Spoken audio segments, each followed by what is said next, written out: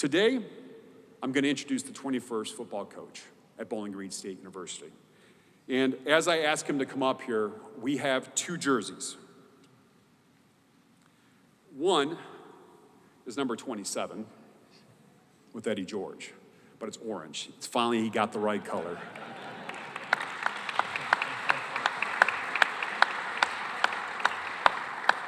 So, without further ado, today I'm proud to introduce Eddie George as our new football coach.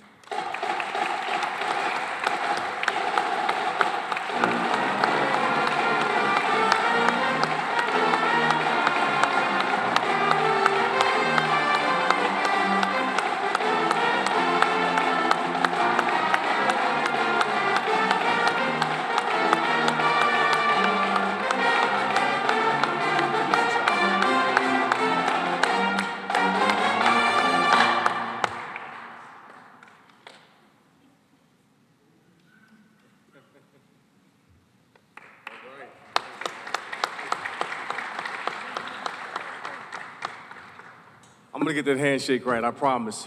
I'm gonna get the handshake right.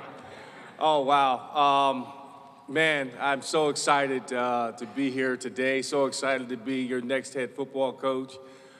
Derek, thank you for the great comments.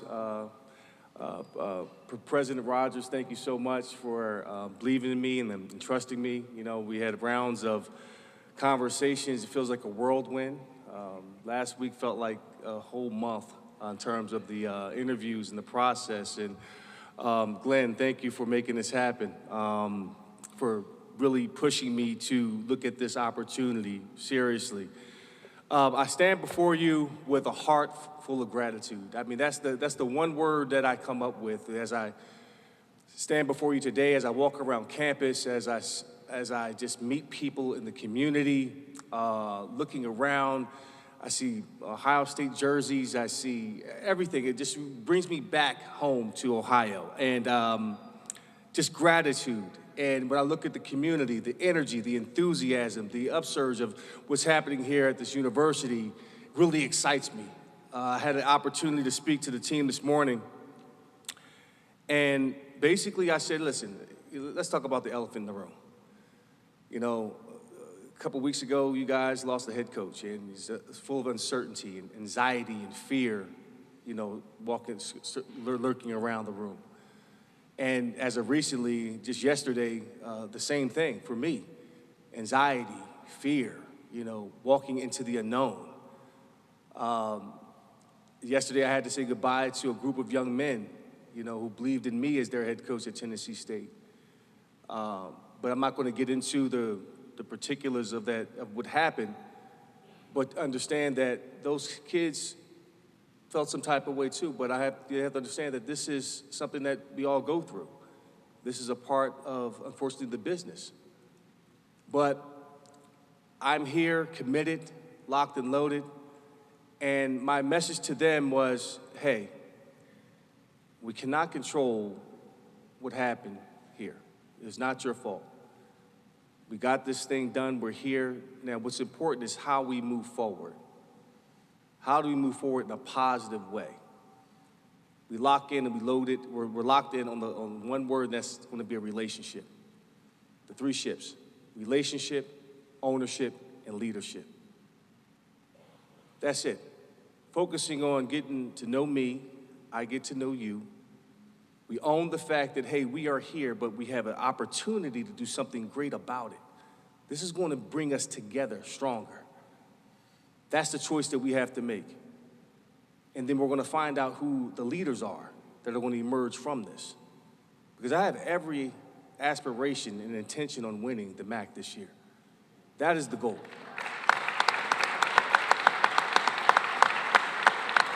And to continue the success of this program that Coach Leffler left here, the success, the sustainability. He left it in a great, great condition. Now it's time for me to go from good to excellence, to elite. And we're going to dig in, we're going to get stronger, we're going to get faster, we're going to find out who we are, we're going to be committed to excellence each and every day. You know, this is not going to be an easy process. We still have a lot of work to do to get across the finish line, you know? So, but we can do it together. That's going to be the key. And together as one, we are going to get this thing done. And I'm so, so excited about this opportunity, so excited to meet all of you personally, the alumni, the staff, the students, the community. I'm really excited to immerse myself fully here at this great university. With that, I'll open it up to, I guess, questions at this point in time. And Ziggy Zumba. All right, there you go. Get it right. Thank you very much. Go Falcons.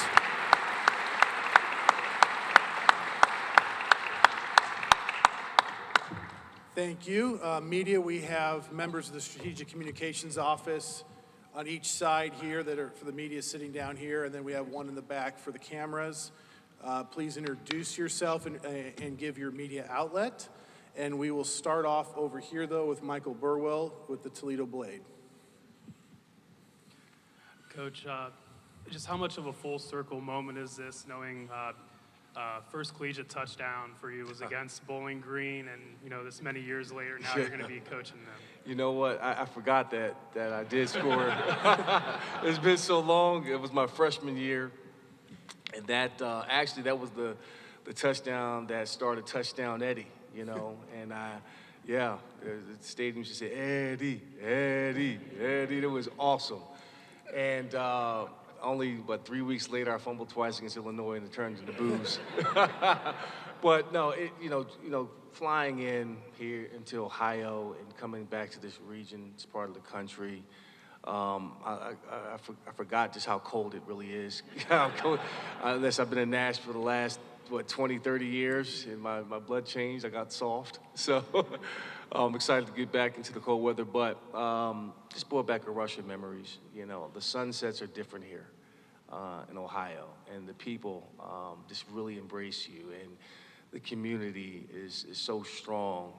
They really rally around this university, and I got that sense of that feeling of, man, the love here at this university. My wife is so excited when she landed here, and my son was excited, and Trina, and everybody's like, man, we got a good feeling. The good aura is really good. So I'm glad to be back in this regard. Excited that you guys are excited, and just looking forward to putting the best product on the field this fall. There he is. Tim May from Columbus, Ohio. Yes, sir. Eddie, when you took that job at Tennessee State, four and a half years ago, Yep. It was almost like you were doing them a favor. You know what I mean?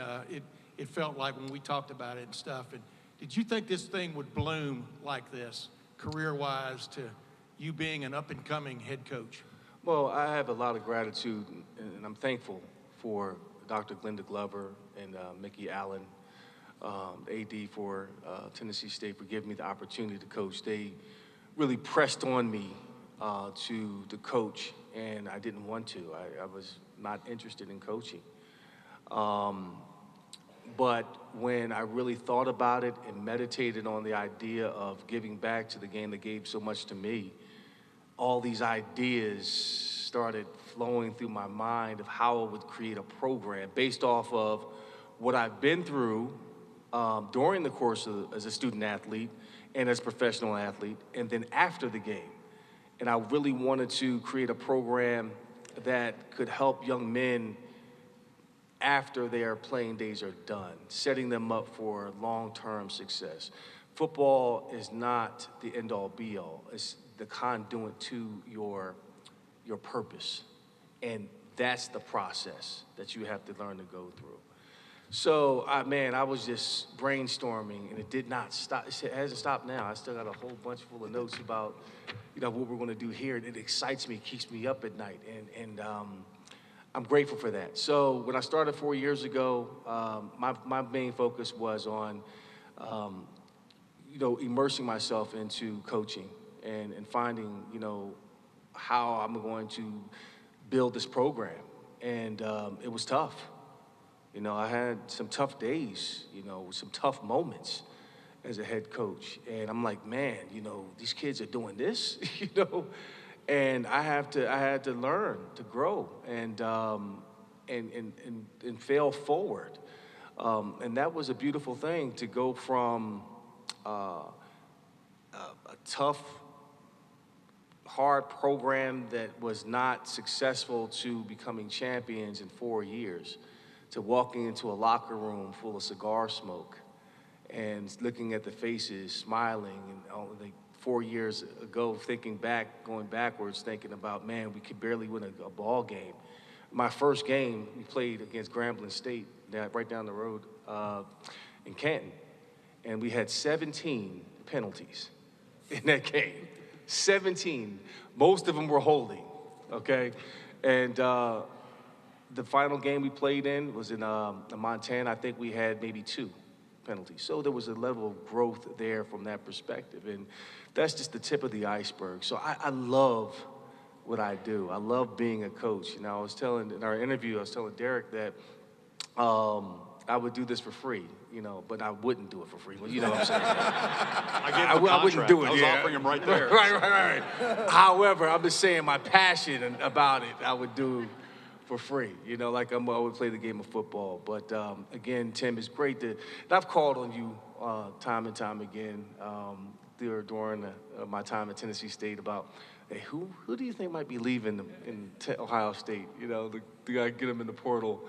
And but nah, it's great, man. I'm glad to see you. Glad to be back, man. Glad to see some familiar faces. David Briggs. Eddie, Dave Briggs, Toledo Blade. A lot of good jobs and opportunities out there. What attracts and excites you specifically about this place, about Bowling Green? You know, that's a great question. Honestly, I wasn't looking for another opportunity. I was committed to finishing off my job at Tennessee State. You know, from going into the last year of my contract, that was my focus. Given the challenges of the university, you know, it was challenging, and it was a situation where it presented itself. You know, I asked God maybe 3 weeks ago, you know, give me a sign of what's next. Give me a sign of what's next, and I promise you, this is exactly what happened. As I'm driving back from Indianapolis from the Combine, I'm driving through Bowling Green, Kentucky. I see the sign, Bowling Green. And I look down at my phone, it's a message from Urban Meyer talking about, are you interested in the Bowling Green job? And I put the phone down, I was like, oh boy. I was like, okay, what are you trying to say? Because I know that given the timing where everything is, we're 2 weeks out of spring ball, I'm thinking about, you know, how we're gonna run the ball this spring and duo day and all this stuff. I'm thinking how we're gonna get the grit and grind going. And I'm like, oh boy. And then Glenn called me and said, hey, you may really wanna look at this opportunity, you know, and I vetted it out. I called various coaches. I talked to my wife, I didn't talk to my son. I didn't want him to know as of yet. And said, what's the possibility? What's the reality of this job? What are the pitfalls? Can I be successful there? You know, what is it? So spent the last week going through all of that. And then I just continued to walk in faith, not by sight. And I said, okay, if this is meant for me, I'm gonna go for it. And put my best foot out there and didn't know what to expect. I was saying, hey, if I get it, great. I'm gonna go and give it my all and not turn this program around, but elevate it to another level. Or I'm gonna go back to Tennessee State and finish the season off strong and let the chips fall where they may. And I live with that. So we worked it out. I think, you know, during the interview process,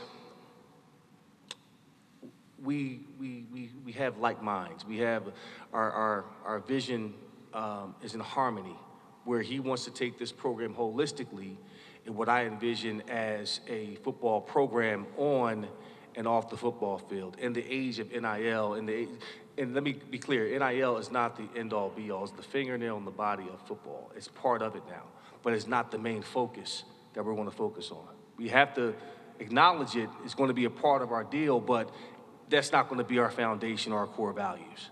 You know, that's is going to be discipline and development, hard work, integrity, transparency. You know, that's what we're going to build our young men on. You know, so within our conversations, man, we just realized there were more similarities and like ideas and excitement, and you know, I see his energy and his entrepreneurial spirit, and I'm like, man, we can do some great things together, man, and that got me excited. So, as a whole, Bowling Green, I played against them. I'm very familiar with the brand. I'm excited to see where this school is going, where this community is going, and I want to be a part of that. One more real quick, like President Rogers said, you have a new team up north now. What have you heard about the Toledo rivalry? How do you plan to embrace that? I don't embrace it. You know, I never have, never will. It's only one thing that we gonna do is put that ball in the dirt and let them feel the iron fist. You know, that's gonna be the goal. You know, but real honestly, much respect for that team up north, and very familiar with their brand. Actually, I know the AD pretty well. And they've done a phenomenal job of growing their program as well. So, you know, they're like, again, the goals as of right now is to win the battle of I-75, win the MAC, and then go play for a national championship. Those three things. And then we'll figure out the habits that are associated with that to accomplish that end goal.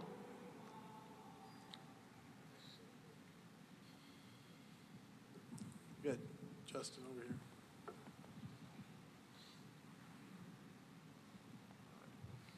Welcome to Bowling Green, Eddie. Justin Feldkamp with BCSN TV. Looking up at that picture up there, still got the forearms. Could you give us 10 rushes for 50 yards still? Man, I had brand new knees. I had knee replacement surgery done last year, Christmas, the day after Christmas. So the answer is no. Now, will I demonstrate in a walkthrough? Yes, I'll do that. But no, I plan on still working out. I'm trying to figure out my workout plan now. You know, I looked at the weight room, it's awesome. Do some swimming, so I'll be in a beautiful Olympic-sized pool time again. So, you know, again, my regiment's going to stay the same, and hopefully I can keep it with some of these players. You mentioned the NIL, maybe not impact as much at Tennessee State as it does at the Division I level, but just kind of curious, what are your core beliefs as you, as the new leader of this program, navigate that portion, that fingernail that you mentioned of college football? Well, Derek and I are going to work hand in hand in that. There is a plan in place to build a war chest, so to speak, and set goals that are associated with that. You know, get our alumni excited about the possibilities. My goal is this: let's put a fence around Ohio in terms of recruiting. High school still matters, and I did not build Tennessee State through the transfer portal or through flipping a roster on an NIL. I did it through development, hard work, you know, recruiting my son. You know, I had players that I came in as freshmen, and we developed them into All-Americans. A Buck Buchanan Award winner, you know, at Tennessee State, which is equivalent to the Heisman Trophy at FCS level. So I've been developed. I know what that looks like. I'm born in it, molded by it. You know, that's who I am. And that's what we're going to do. We want to put a fence around the state, and then we're going to figure out ways to use the NIL strategically and the portal strategically as we build this roster. Because the most important thing that you have to have is continuity. You have to have a brotherhood, that's a bond that's strong in that locker room. That if you are a real football team and you're a real one, you know, you're vying for a championship, that's what's going to carry you through. And I've just noticed that, correct me if I'm wrong, but teams that are built just on portal players alone don't last very long in the playoffs. So there's different ways to do it, but this is how we're going to do it at Bowling Green. We're going to do it responsibly. We want to look at it. We want to vet guys out. But we do have a plan in place to build an NIL war chest. Coach Clint Core from the Morning Show, WBGU Radio. Just say something to the community out there about, first of all, not just the university, but about the community, what you and your family were looking for in a place, what it was that drove you here, and if you had a chance to meet with folks in the community yet, and then maybe to follow up about the personality of the team they're going to see on the field as well. Well, again, you know, talking to Derek, he made it very clear that the community here is very special. I mean, he mentioned that several times during our conversation. And honestly, this is really the first time that I've been to Bowling Green. But the sense that I get is you're very passionate, welcoming fans and a community that loves Bowling Green. And I plan on, you know, living in the community. We have some events that are coming up that'll be announced that, you know, we'll have a chalk talk, you know, at one of the local bars or restaurants, excuse me. And so you'll have a chance, you know, once the staff is finalized and we're up and running, you know, you're going to have a chance to meet us, ask questions, you know, who we're going to be, you know, what are the identity of our office, I don't know. You know, so we really want to immerse ourselves in the community, and I look forward to that. But, you know, first impressions, man, I'm really blown away. It's first class. The people love you. I love you back, you know, and again, you know, this process is where we have to be very patient. You know, I don't know what we're going to look like on the day that we open up, you know, on our first game. But what I do know is that we're going to play fast, we're going to be physical, we're going to be disciplined, and we'll let the scoreboard take care of itself. The teams that play us will know they've been played by us. That's the goal. We will be physical. Down here in the front. Tyler Kavlitz with Falcon Media Sports Network. Coach, moving up to the D1 level, what excites you most about that? And how do you think your experience at the FCS level past 4 years will help you succeed at this higher level? Football is football. I think the difference is resources, facilities. You know, our staff at Tennessee State, we did more with less, and oftentimes that's a good thing. It was a real good training ground for me.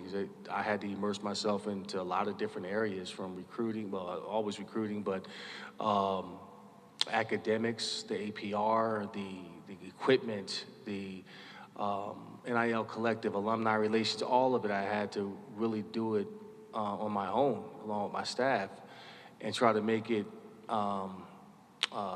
efficient as possible within that, to get us to an elite level. So now that as I'm walking around, getting to know people, getting to see, get a true lay of the land and seeing what's needed, you know, nothing's going to be easy. But I think I have a clearer picture of what my expectations are. And that's to operate at a very high, elite, first-class level. You know, we're not here to cut corners at any turn. You know, we're going to go above and beyond the call of duty to get things done. And, you know, it requires for me and Derek to duke it out a couple times to get some stuff we need to get done. We'll have to do it. I just want you to know that I'm not going to duke it out with him. He wins. He wins. No, but seriously, the experiences that I've experienced at Tennessee State, I think will have paid off for me, and it'll come up at different places. And I don't know everything. I don't have all the answers. I'm still a student of coaching, a student of the game. I'm going to really lean on this community, lean on the players, lean on the coaches to help me get up to speed. So as I get up to speed, we go a little bit faster. But we're going to be a program that's going to be efficient and operate and move in a first-class manner. Chase over here. Hi, Eddie, Chase Bachman, WTOL 11.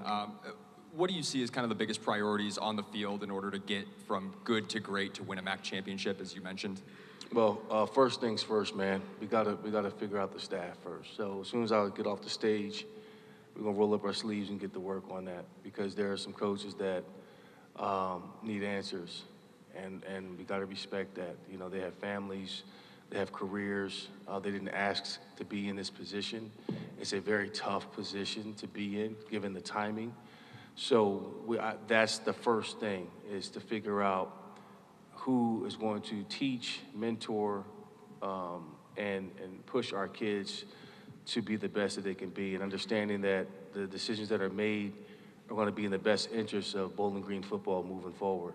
And that may take time. I mean, we would like to get it done sooner than later, but in the situation, we don't want to make the wrong decisions. We want to be very sensitive about it all. And that's number one. Number two, the student athletes that are here, their number one, two goals are, hey, go to class. Make sure you're in front of the class, alert, no headphones on, no hoodies, and being a good student, and then get in the best shape of your life, because summer's coming, and we got work to do. So once that's solidified, then we can start getting into, what they've done well. I don't think now is the time to say, hey, we're going to become a run and shoot offense. No, I'm going to look at realistically what made them successful. This is not a rebuild. This is a retweak and a growth to the next level. So that has to be handled with sensitivity and a great deal of conversation, and being thoughtful and intentional about every move that we make, that we don't stray away from the things that they're used to, and we don't stray away from what's made this program successful. I'm not here to blow it up. I'm here to add, to enhance, and that's it. So that's the goal as of right now. Mark here in the front. Mark Hoots, BCSN TV. Speaking of the coaching staff, what are you looking for in that staff? And then secondly, spring football is right around the corner. Yeah. That becomes even more important now as you step into this position. Right. I'll have an opportunity to interview every single coach in the building, and that's going to be done, can't be done in an hour. There's no way. So once I get to that point, Derek and I will sit and have a conversation, put the pieces to the puzzle together, and figure out the best strategy moving forward on that. Again, you would like for that to be done now, but these things cannot be rushed, and it won't be rushed.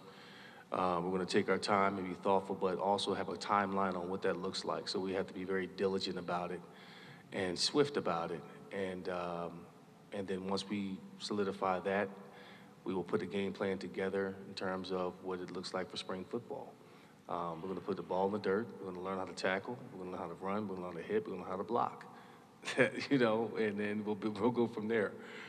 So it's going to be fundamentals, technique, really harp on those fundamentals and techniques. That's what you do during the spring.